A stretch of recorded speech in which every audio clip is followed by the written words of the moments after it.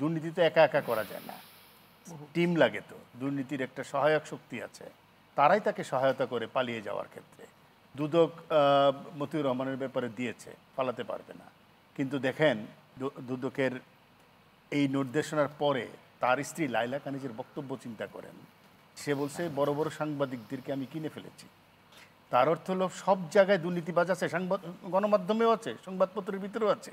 কিন্তু তিনি যে কথাটা বললেন, একটা জনপ্রতিনিধি হিসেবে, উপজেলা পরিষদের চেয়ারম্যান, উপজেলা চেয়ারম্যান, জনপ্রতিনিধি কাউকে টাকা দেন, এটার জন্যই তো তার গ্রেফতার হওয়া উচিত এবং তার পজিশন থেকে সাথে সাথেই প্রত্যাহার করা উচিত। এবং স্থানীয় সরকার আইনে কিন্তু এটা নিয়ে কিন্তু ব্যাপক আলোচনা শুরু হয়েছে যে উনি এই কথাটা বললেন কিভাবে, যে উনি কিনে ফেলেছেন। তারপরে দ্বিতীয় কথা হলো আশিক ভাই, সাংবাদিক কিনে ফেললে তো বিচারিক প্রক্রিয়া বন্ধ হতে পারে না। সাংবাদিক তো তার ক্ষমতা নয় বিচারিক প্রক্রিয়া বন্ধ করে দেওয়ার। হয়তো সে লিখবে না, হয়তো সে বলবে না, কিন্তু ইনি কথাটা বলছেন, মানে অধ্যত্বটা আপনি চিন্তা করেন, মানে অধ্যত্ব না, কথাটা শুধু বলছেন না, আমি পার্লামেন্টে শুনেছি যে একজন পার্লামেন্ট মেম্বারই বলেছেন যে আজকে সে যে সেখানে বক্তৃতায় বলছেন যে এই সাংবাদিকদেরকে সব কিনেই এসেছি মিটিং করতে, ম্যানেজ করে এসেছি, এবং ছবিও প্রকাশ, সে শব্দটা উচ্চারণ করছে কিনে। হ্যাঁ, কেন হয়ে গেছে, হ্যাঁ কেন হয়ে গেছে। এই বিষয়টা হলো যে সর্বব্যাপী একটা দুর্নীতি ব্যবস্থা গড়ে উঠেছে, এইটা হলো সবচেয়ে সমস্যার জায়গা। এবং সৎ মানুষ অসহনীয়, অসৎ মানুষ বরণীয়, এই যে একটা কালচার তৈরি হয়েছে, এইটা থেকে বের করে যে নজরুল ইসলাম বাবু মাননীয় সংসদ সদস্য বেশ কিছু প্রস্তাবনা দিয়েছেন। আমি মনে করি এটা খুবই জরুরি যে রাষ্ট্রকে একটা ব্যবস্থা নিতে হবে।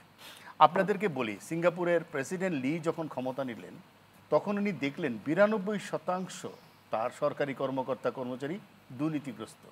আজকে সিঙ্গাপুরে কোনো দুর্নীতি নেই। কিভাবে সম্ভব হয়েছে? দুটো কাজ করেছেন।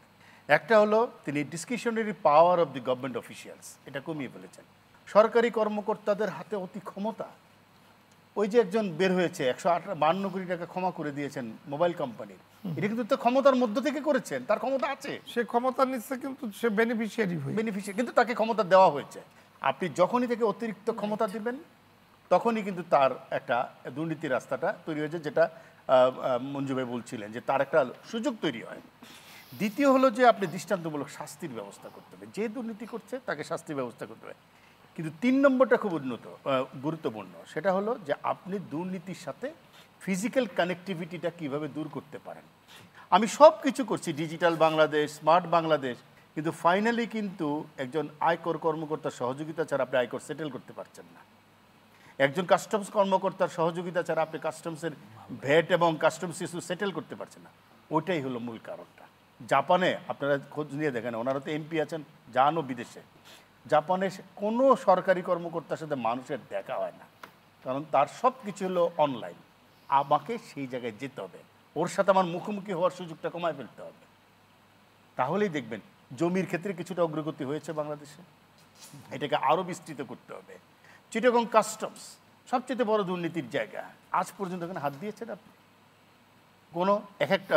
এই মতিউর রহমান চিটাগং কাস্টমস থেকেই 100 কোটি টাকার মালিক হয়েছে বলে বলা হয়, তাহলে সেখানে এটাকে করতে বলেন।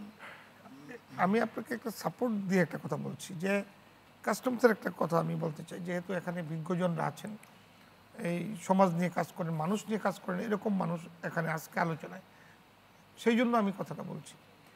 নতুন একজন উদ্যোক্তা, বিশ্ববিদ্যালয় পড়ুয়া, শেষ করেছেন, সে কিছু এই চশমার ফ্রেম এনেছেন, খুবই সাধারণ জিনিস, খুবই সাধারণ, কিন্তু সে নতুন উদ্যোক্তা, মাত্র 6.5 লক্ষ টাকার।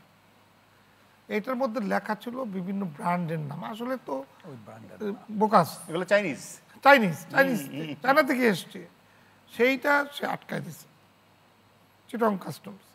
অনেক কিছুর পর, যেহেতু ইউনিভার্সিটিতে আমার জুনিয়র ছিল, আমি তাকে ব্যক্তিগতভাবে চিনি, সে আইসা বললো যে বাবু ভাই, এখন তো আমাকে যে পরিমাণ সারচার্জ দিতে হবে, দিলে আমার পুরো পুঁজি শেষ হয়ে যাবে। এরপরে যেটা করতে চাচ্ছে যে আপনি যদি একটু বলে দেন, আমি কি রিকোয়েস্ট করবো, আমাকে তো সে মূল্যায়ন করবে না, করে না।